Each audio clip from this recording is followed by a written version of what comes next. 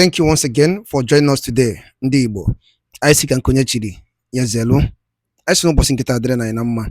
Na ya dịka echi na-eche ada agwụ agwụ. Otu anyị kwuru otu akọ ya dịrịrị. Ise. Erika o si dị. Ụbọchị nkịta wetara unu ozi gbasara maka ya bụ ife n'ime na obodo nọ n'ime ya dịka unu anụ ka o si adọ n'iru akwụkwọ. Andị nwere ụwa na-azọ n'ala Igbo. Gbasatakwa maka Maazị Nnamdi Kanu onye ndu ndị Igbo and Biafran Prime Minister. Update niile aka ji maka ya webe n'iru akwụkwọ. According to the Biafran activist, wetara ya bụ ozi n'iru akwụkwọ. Quote, injustice against Biafran. Greece step in. Join UN, AU, USA to sanction Nigerian government over injustice against Maazị Nnamdi Kanu, Biafran Prime Minister, and the Biafran restoration. All right, one of the Biafran activists with the so I get if he gets a job for feature. All right, over to you, sir. Speak extemporaneously for a moment. I didn't write my speech, but I just want to make some comments about how I got involved in this wonderful movement, in the struggle, because I do think, looking back retroactively, I think there was a divine providence that brought me into this. So it was very interesting. I've known about Biafra for some years. I knew about the indigenous people Biafra, the IPOB, was not involved.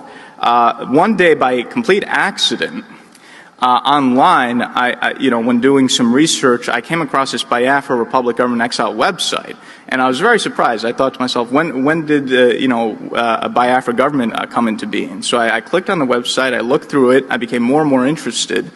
And then I came across a profile of Simon Ekpa, and I thought, who is this Prime Minister Ekpa? And yeah.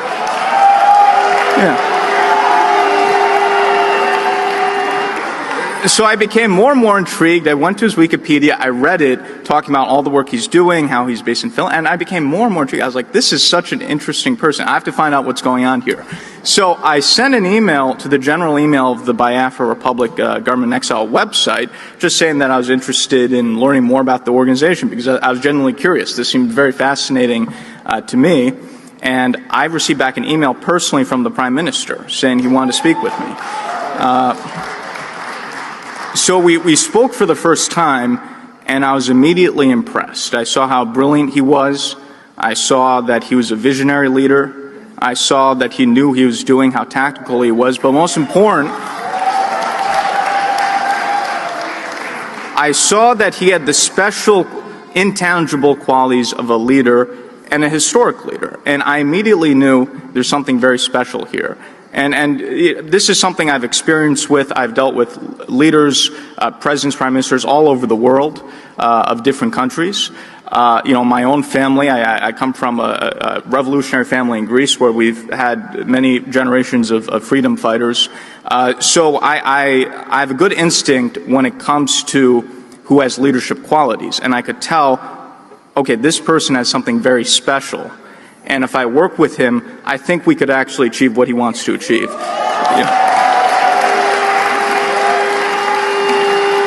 Yes. So over time, over many months, we developed a very close personal relationship. And also, he saw something in me, and he said, I really want you to get involved in this. I want you to be part of this cause. And so I began formally my lobbying representation June this year, and I think in a few months, we've changed the course of history.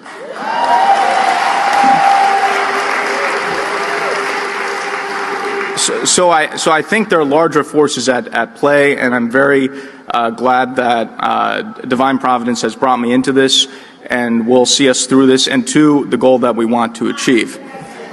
And when I first started this journey, when I first was presented by the Prime Minister. Good evening, SCVS. This is Satellite Media.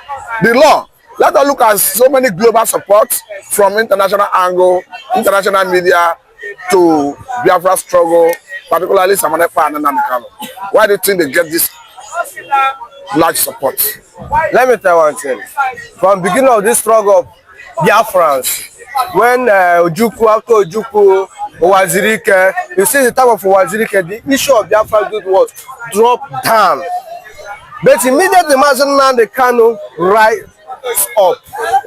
We watch this man, watch left and right, front and back. We say this man is a sincere man. That is the day the agitation of Biafra add more gas and fuel together. We have more fans. They arrest Mazen and the Kano. Some of them come up. We do what? We increase more fuel and gas again. You see, the Biafra is having more large, more than before. Now, it's what is happening now. We have more foreign support than before, because they see that these two men, they are fighting for Biafra. They are genuine, and that is why the world disagree with the Nigerian government on their position sequel to designation of IPOB as a terrorist organization. Yes, because you see what is Nigeria, most in Nigeria, the giant of Africa, tribe everything to call ESN a terrorist organization. International reject it, locally reject it. It's only Nigeria government that said ESN they are a terrorist. You see it. Now, see the level this agitation was. Since Mazen and the Kano went to court and tell the whole world what is Nigerians doing. Even though this current American president, Donald Trump, you see, the man eyes is what? There. When they want to Donald Trump to take this thing, they call Donald Trump invite the Biafrans to come. Okay, during his inauguration. Yeah, his inauguration. Invite Biafra to come. You know that there is a country that their leader is not corrupt. Because before you call a nation to come, you first check the leaders. Because could it be because of Sisifile, who was a lobbyist of Nnamdi Kanu, and who is now the chief of staff to Donald Trump? Could that be the reason Biafra was invited to that inauguration? No, it's not only that. If I say it's only that, you show that he didn't know Biafra very well. Donald Trump's already know Biafra. First tenure of Donald Trump. And Donald Trump is already, they hear about Mazen and the Kano, the first tenure. And the second tenure again, you still hear about the same man. How this man refused to collect bribe for Nigerian government. He listened to the speech of Mazen and the Kano, and he listened to the speech of Ekpa, and he listened to the speech of Ngozi Arabeze. And see those people work together. And see that these people, he need international support. That whatever they are saying, says about the injustice that happened in Biafra land, they already watch it and see that what this man is saying is the reality. They don't have any choice to do what? To support those people. So these people to have their independence and have a good life. That's the major thing I see that Donald Trump see and call the Biafra to come. Let's sit in the round table. And you see what is happening now. If Nigeria didn't take time, if they allow international handle this issue, will affect Nigeria than before. What Nigeria is supposed to do to listen what Mazen and the Kano need. Free Mazen and the Kano and give Mazen and the Kano independence. Give our country, the Biafrans, finish at least. That relationship will continue. But if you allow Biafra to go by violence or whatever, I don't think that Nigeria will get themselves more 50 years again. Now, the way it stands, we understand that currently both Nnamdi Kanu, Ekpa, they are all in captivity. On one hand, Nnamdi Kanu is in DSS custody. On the other hand, Ekpa is held by Finnish authorities. As it stands, the Nnamdi Kanu case is still in court. Do you think Nnamdi Kanu, when released, he will still have the morale to continue the struggle? Ross, let me tell you the truth.